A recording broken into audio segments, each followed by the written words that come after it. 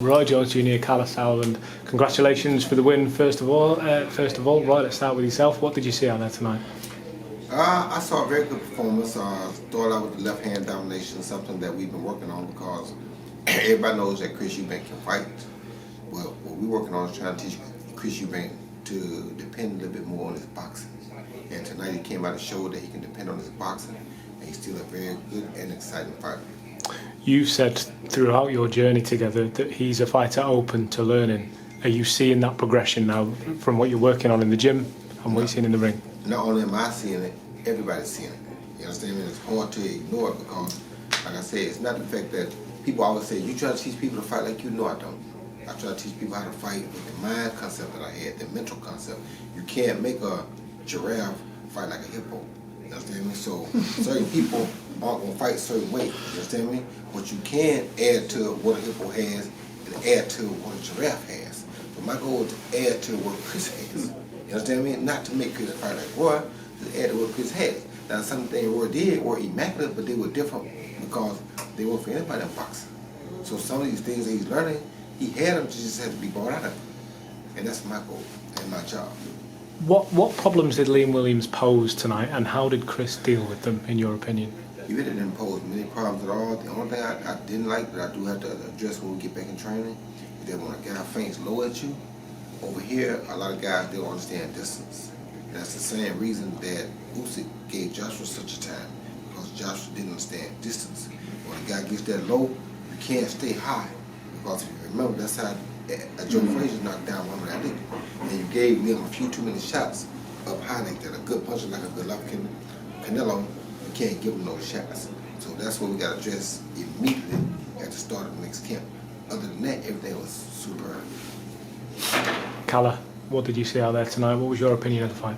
I mean, in terms of the fight and the sport, pretty exactly what Roy said. I would add to that was you could see in the first 3 rounds from where I was sitting, and I haven't seen any replays yet, was that they'd worked, and I saw them warming up as well, and you know, they were working very much with the left, you know, the jab come hook, last minute hook, and it was working perfectly, keeping the distance with his jab, especially the first 3 rounds. He was walking onto everything, every left was landing, and then he picked up an injury around the 4th round, and you could see then that what they've learned, what Roy has managed to successfully transfer to Chris, is that he knew he had one hand at that stage. He wasn't using the left. The right eye was closing, and instead of using the left more, he was using it less. So it was very clear there was an injury at that stage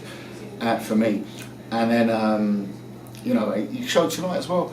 You know, I often read, yeah, he's tough and he's a fighter, but his best defence is his chin.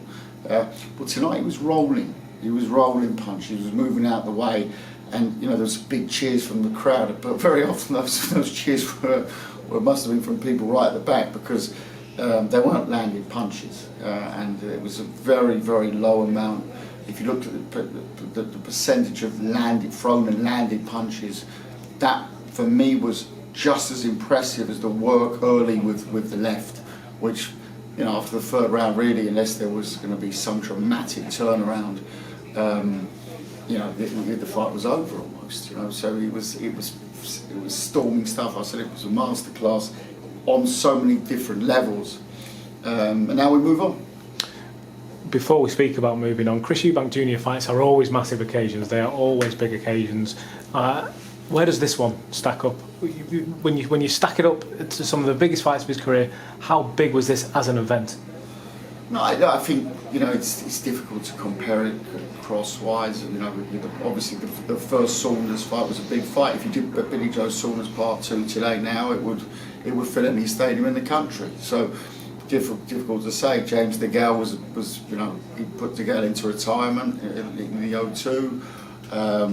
You know, there was, you know, there's other big fights. George Rose, Yildirim, but you know, every fight's different, and for me it was similar to the Yildirim fight in terms of that it really was a cauldron of hatred against him. And I'm hoping Because I always think it's important in sport, you know. Listen, they pay their money, they've got their right to shout for their man and boo the other guy. I think that's okay. That's professional sport. That's what we get paid for.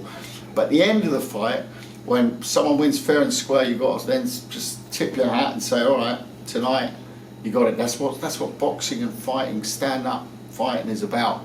It's about, you know, a controlled violence with a set of rules, and there's a winner and a loser. Fair enough. Hats off to Williams for showing the heart. Yes, he fought a dirty fight. He said that before. He did exactly what he said, but he showed massive heart, you know, and I'm sure he'll come again. He's a great lad, and I'm not reading into those things before, but he's been pulled up by the board now, because I think you can take all these things out of context before, you know. I don't think they meant those things for 1 minute, and you know, he's a good family man, and I wish him all the best. Final one, Kalle, you said we move on. What is the plan for Junior next? Well, the plan is to fight at least twice more this year in big fights, and you know, people are straight away talking about Golovkin. I saw Golovkin last night putting out a statement that it's a cheap approach to trying to make the fight. I don't know if cheap approach is saying we're doing it at Wembley Stadium on Sky Box Office is a cheap approach. I'd love to see the expensive one, because I must have learnt the wheel backwards then. But at the same time, they have a fight. So when journalists ask me, oh, is he Golovkin next? I say, no, he's got a bloody contract to fight Murata. If I say it, I'll probably get a lawsuit on Monday. So yes, of course we love the Golovkin fight. There are other world champions out there. There are other things happening. Andrade's given up the belt. There's a fight that's taking place for that belt. We'll look at the winner of that maybe. You know, there's lots of different routes to it. Is it a belt next? Is it another British name? I threw out Kelbrook. Conor Benn's thrown his name into his hat, name to that tonight. So, you know, let's enjoy the moment. You know, this wasn't a tune-up fight tonight. We had 2 of those last year. This was a proper fight tonight. It was a masterclass performance, and we go on. Final one to you, Roy. Last time we spoke after Chris's fight, you said we were preparing already for the next fight. What happens now, training-wise? To take a week off, take 2 weeks off to get straight back into the gym? Take 2 weeks off, give the knuckles a chance to heal up. They will take care of some business things that he already said he had to go do. And then we'll be right back at it. Boys, congratulations tonight. Thank you.